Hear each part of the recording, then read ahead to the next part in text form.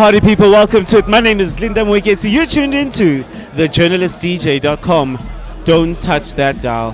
Now, I met you as a PR extraordinaire, as a socialite. This was 2013, surely. When was it? 2013? I don't even remember, like 10 years ago. Yeah, it was. Yeah. You know, and now you've expanded, you've grown. Why did you decide to be a DJ? COVID-19. So my business, as you know, PR, events, activations.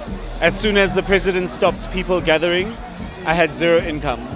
So I decided to use, and I've always been a host as well for the nightclubs, for events, for venues. So I used to travel a lot with Durban Gogo. You know, that's my girl. And one day I'm like, actually, this is really dope. I think I can do this. DJ Nal taught me how to DJ, and the rest was history. This was exactly a year and a half ago. Yeah. And how has the response been? Because I can imagine, we know you as a corporate guy, as a fun guy, as an events guy, as a PR guy, and then now we are seeing you behind the decks as an industry. So what are some of the things that you've encountered since you became a DJ? How have people been, reacting to you being a DJ? I mean, initially it was shock from a lot of people, especially the guys who knew me in the industry before.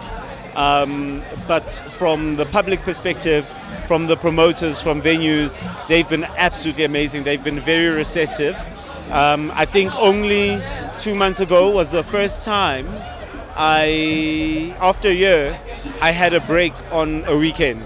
I had been DJing since I started DJing. Every single weekend I had gigs. So the response has been absolutely phenomenal.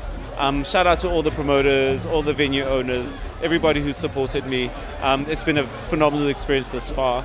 Right now I've gone into making music. I had my first single out last year just to test the market.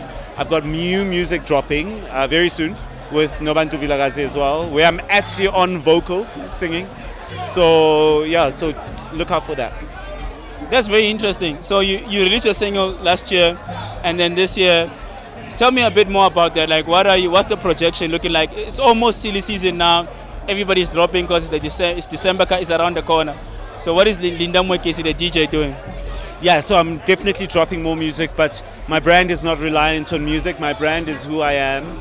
It's about the people I know, the people I can actually come with to wherever I get booked.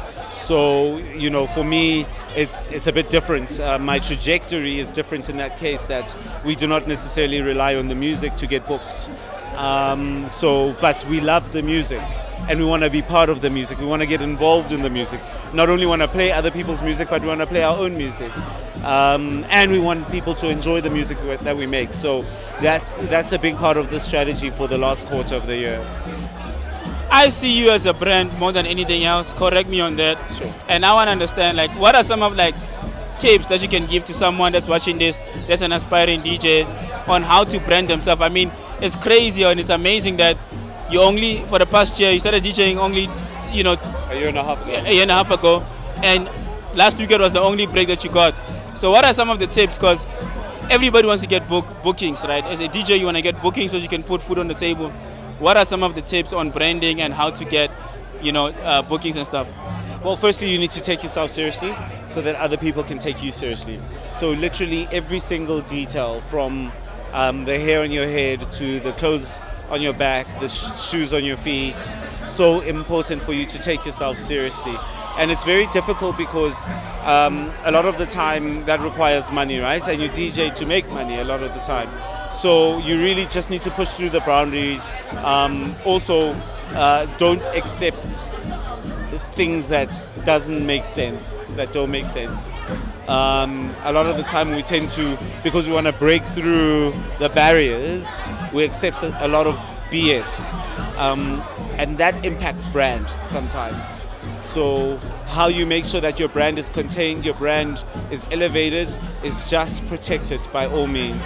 Also, it takes a very long time to build a brand. So be patient with it. Very important. Thank you for those insights.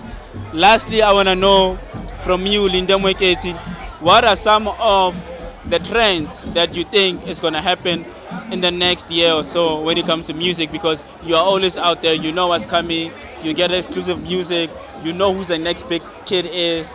So what are some of the things that people can look at forward to, you think, in the industry? So definitely piano is here to stay. Really excited about Gabza the Small. I know he's got a project coming out with KO, and that's different. It's not the normal piano that you know. It's a fusion. So he's really a trendsetter when it comes to music in the industry. So he's always someone to look out for. Then of course you've got new piano kids coming on the scene every single time. Look out for Two Bunnies as well. Really dope guys, really dope acts. Those are guys who know branding. You know, they push via branding. So from a piano perspective, looking forward to seeing hip hop really come back and shine. I see AK's fighting a lot these days. You know, great single with Lemon. The boys KO, Young Stunner with Sete, Blackie. So that's really exciting. Yeah. So looking forward to a lot of that. Linda Moeketsi, thank you so much. Is there anything else that you want to say? Look out for my new music on all streaming platforms very soon. Follow me on my social media handles at Linda Moeketsi. Shout out. Danko, we're out here, Baba. Don't forget to share this video. We're out.